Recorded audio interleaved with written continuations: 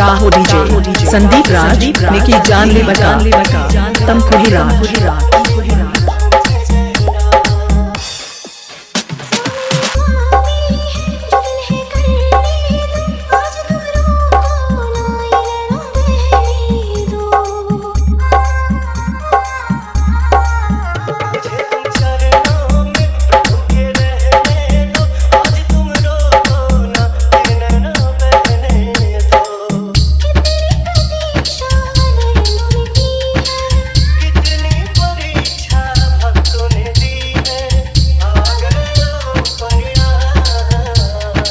का हो डीजे संदीप राज ने की जान ले बका तम खुही राज।